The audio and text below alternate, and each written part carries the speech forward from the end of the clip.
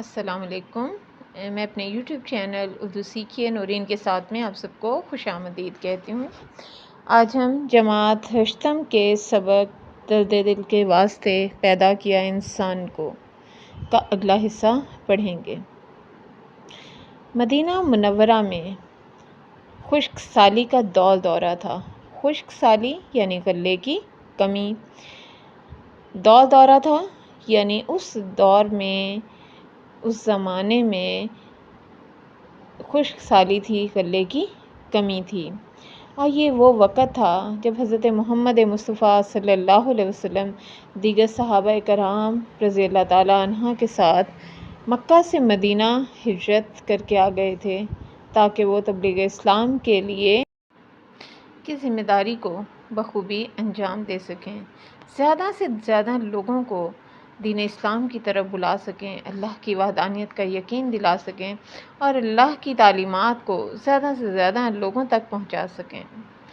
اور اس دوران انہوں نے بے تحاشا مشکلات کا سامنا کیا، بہت سی پریشانیاں، بہت سی تکالیف ان کے راستے کی رکاوٹ بنی، لیکن وہ ثابت قدمی سے تبلیغ اسلام کا کام کرتے رہے۔ تو اس دور میں غلے کی کمی ہو گئی اور لوگ شدید قحط میں مبتلا تھے۔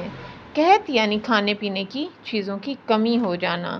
تو اس دور میں اناج کی بے تحاشا کمی ہو گئی تھی، لوگ بھوکوں مر رہے تھے اور ان کے پاس اپنی بنیادی ضرورت یعنی اپنی بھوک کو مٹانے کے لیے کوئی چیز دستیاب نہ تھی اور وہ صحیح معنوں میں اپنا پیٹ نہیں بھر سکتے تھے۔ اسی دوران ملک شام سے غلے سے لدے ہوئے 1000 اونٹ قطار در قطار مدینے کی حدود میں داخل ہوئے۔ اسی دوران یعنی جب قحط کا زمانہ تھا، قحط کا دور تھا اور لوگ زیادہ سے زیادہ پیسے دے کر بھی اناج خرید لینا چاہتے تھے اور اناج انہیں نہیں مل رہا تھا، تو یہ وہ وقت تھا جب ملک شام کی حدود کے اندر غلے سے لدے ہوئے یعنی بھرے ہوئے 1000 اونٹ صفیں باندھتے ہوئے قطار کی صورت میں مدینہ کی حدود میں داخل ہو گئے۔ تو مدینہ منورہ کے تاجروں کے چہرے خوشی سے تمتما اٹھے یعنی چمکنے لگے۔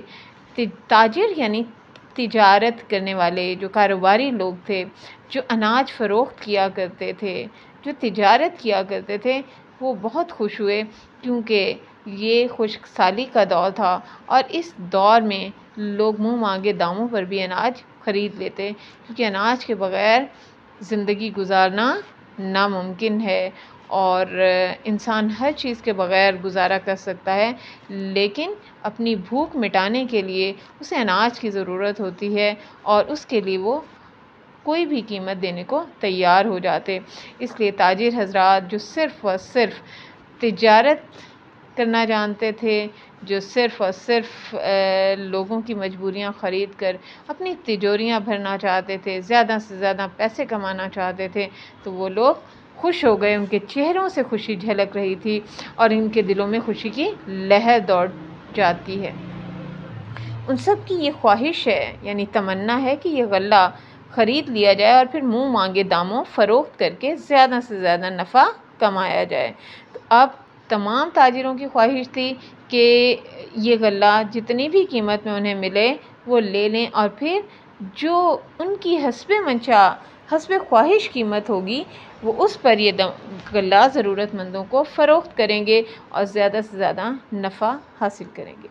یہ غلے کے اونٹ حضرت عثمان ذو النورین رضی اللہ تعالیٰ عنہ، ذو النورین بیٹا لقب ہے حضرت عثمان رضی اللہ تعالیٰ عنہ کا، کیونکہ حضور صلی اللہ علیہ وسلم کی 2 صاحبزادیاں آپ کے عقد میں رہیں اور اس سے مراد ہے 2 نوروں والا۔ تو حضرت عثمان ذو النورین رضی اللہ تعالیٰ عنہ کے ہیں جن کا شمار مدینہ کے بڑے تاجروں میں ہوتا ہے۔ شمار یعنی وہ گنے جاتے ہیں، شمار کیے جاتے ہیں کہ وہ مدینہ کے بڑے تاجر ہیں اور مدینہ کا ہر تاجر آپ رضی اللہ کے پاس دوڑا آتا ہے، تاجر تجارت کرنے والا۔ تاکہ وہ زیادہ سے زیادہ غلہ خرید لے اور خوب نفع کمائے، یعنی منافع کمائے۔ حضرت عثمان غنی رضی اللہ تعالیٰ عنہ ہر ایک سے باری باری پوچھتے ہیں کہ وہ کتنا منافع دے گا، یعنی کتنا فائدہ دے گا۔ ہر ایک آپ کو 2 گنا نفع کی پیشکش کرتا ہے، یعنی جتنی قیمت وہ آج کے دور میں لے سکتے ہیں اس سے دگنی قیمت انہیں پیش کرنے کی پیشکش کی گئی۔ اس پر آپ رضی اللہ کہتے ہیں کہ یہ بہت ہی کم ہے، مجھے اس سے زیادہ نفع مل رہا ہے، یعنی فائدہ مل رہا ہے۔ سبھی تاجر حیران ہیں کہ اس قدر منافع کون دے رہا ہے، اس قدر یعنی اتنا زیادہ فائدہ کون دے گا۔ وہ حیران ہو کر آپ رضی اللہ سے پوچھتے ہیں، یعنی دریافت کرتے ہیں کہ ہم سے پہلے نہ تو کوئی ادھر آیا اور نہ ہی ہم نے کسی کو آتے دیکھا، آخر وہ کون ہے جو آپ رضی اللہ کو اس سے بھی زیادہ نفع دے رہا ہے۔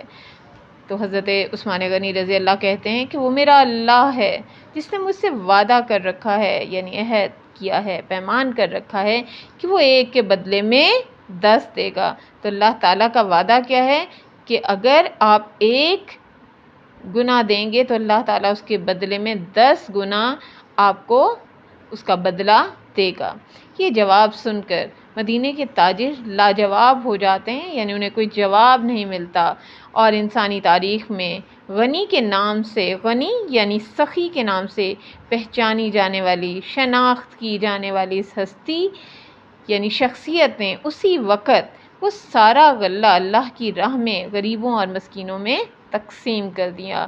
غریبوں یعنی مفلسوں میں، ضرورت مندوں، حاجت مندوں میں تقسیم کر دیا، یعنی بانٹ دیا۔ اس ایثار یعنی قربانی، حسن سلوک یعنی اچھے برتاؤ اور سخاوت یعنی فیاضی کی کوئی اور مثال کم ہی دستیاب ہوگی یعنی ملے گی کہ آج کے دور میں کوئی انسان اپنا ذاتی فائدہ حاصل کرنے کی بجائے اخروی فائدے کے بارے میں سوچے، تو آج کا انسان صرف ذاتی فائدے کے بارے میں سوچتا ہے، لیکن حضرت عثمان غنی رضی اللہ تعالیٰ عنہ نے اپنے ذاتی فائدے کی بجائے، اپنی دنیاوی فائدے کی بجائے اور عارضی فائدے کی بجائے اخروی فائدے کے بارے میں سوچا، اور اللہ تعالیٰ کی خوشی اور خوشنودی کے لیے تمام ضرورت مندوں میں اور تمام غریبوں میں وہ غلہ تقسیم کر دیا، اور ایسی مثال ملنا نایاب ہے۔ اب ہم دیکھتے ہیں قواعد کی روح سے۔ تو بیٹا اس میں مدینہ منورہ، ملک شام، حضرت عثمان، اللہ یہ اسم معرفہ ہیں۔ اسی طریقے سے ذو النورین اور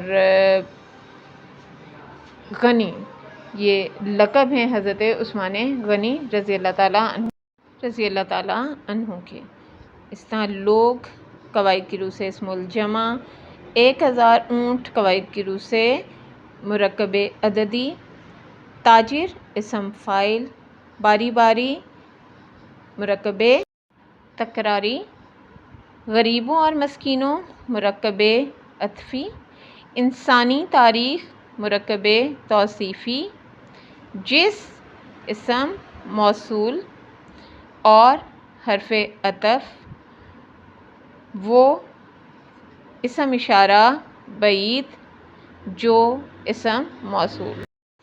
امید کرتی ہوں میری چھوٹی سی کاوش آپ سب کو پسند آئی ہوگی۔ اس طرح پڑھا کر ہم اپنے طلباء و طالبات کے لیے آسانیاں فراہم کر سکتے ہیں اور سبق کے اہم نکات انہیں بآسانی یاد کروا سکتے ہیں۔